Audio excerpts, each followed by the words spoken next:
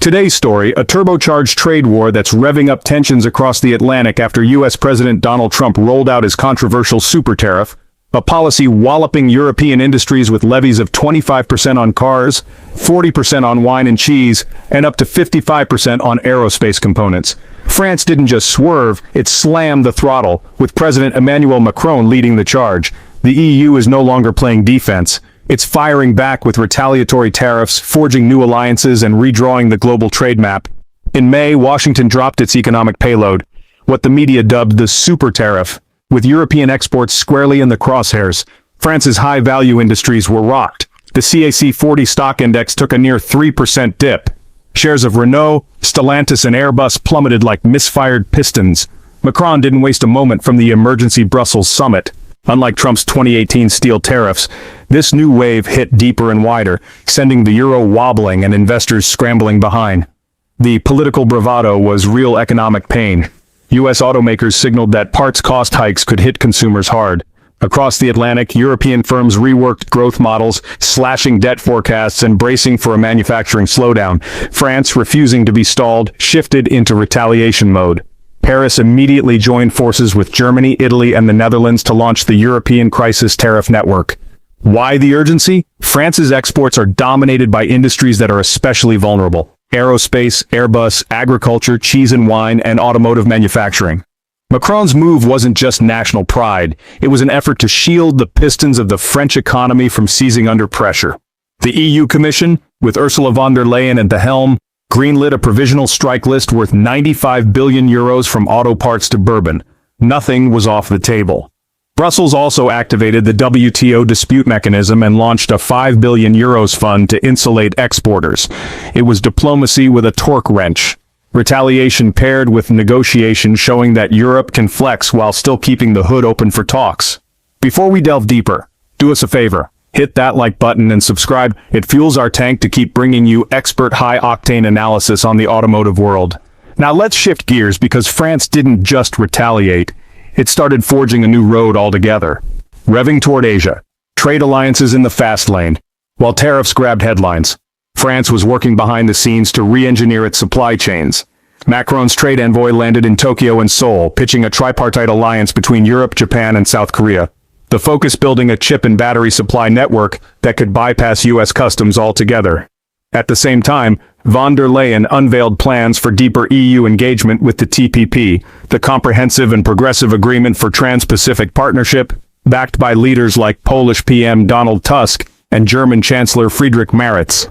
The proposal aims to create a new world trade club that might even supplant the aging WTO model for Europe. This pivot isn't just about avoiding tariffs. It's about future-proofing trade itself. A CPEU alliance would command roughly 30% of global GDP. That's not just a trade bloc.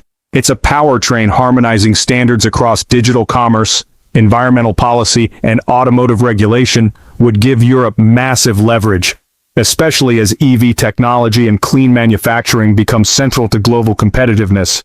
But with trade routes being redefined, the next battlefield was already emerging: defense. Defense realignment from NATO. Burdens to new battle lines.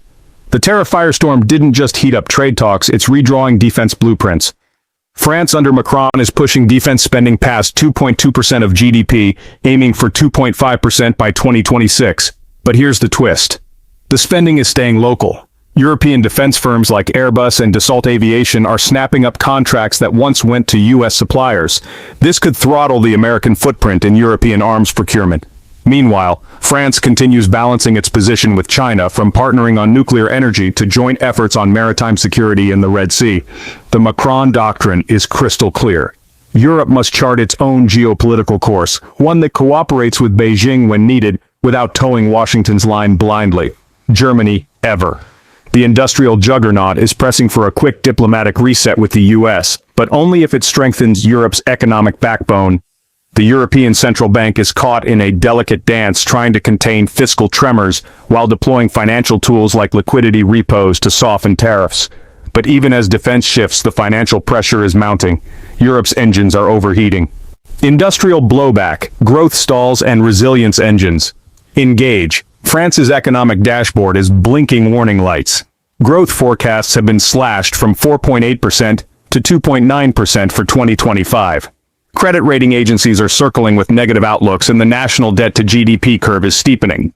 The government's counter, the Industrial Resilience Fund, a bold blend of EIB loans, pension-backed capital and green tech incentives, all modeled after the US IRA, but re-engineered with European finance and agriculture. It's becoming a frontline. French regulators are now drafting health-based import standards aimed at US crops like almonds, corn, and potatoes. The tactic is clever: apply pressure through carbon and pesticide rules rather than direct tariffs. It's legal under WTO rules but packs the same economic punch.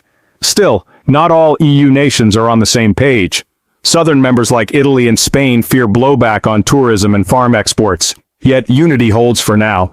Italy's Meloni helped broker compromises to shield aviation projects, and Greece tempered pro-China leanings in favor of Brussels solidarity. The global ripple is clear: US consumers could face price hikes. European exporters are losing market share in America but gaining traction in Asia and Latin America. Macron's big bet: a decentralized trade map with Europe at its center, not trailing Washington's slipstream. So, where is this road heading? It's time to ask who's really in the driver's seat. Crossroads ahead. Who's steering the New World Order?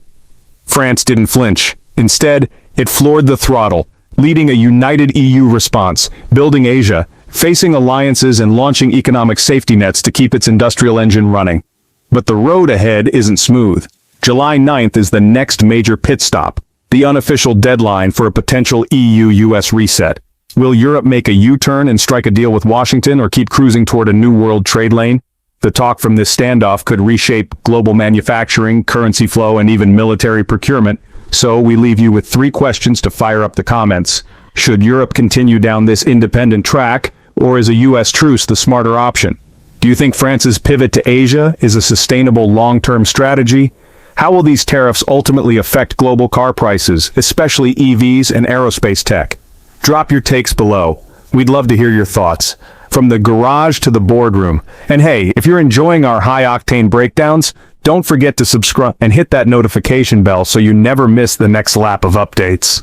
Thanks for tuning in, and see you next time. You can now check out any of the videos on the screen. There's plenty more to explore.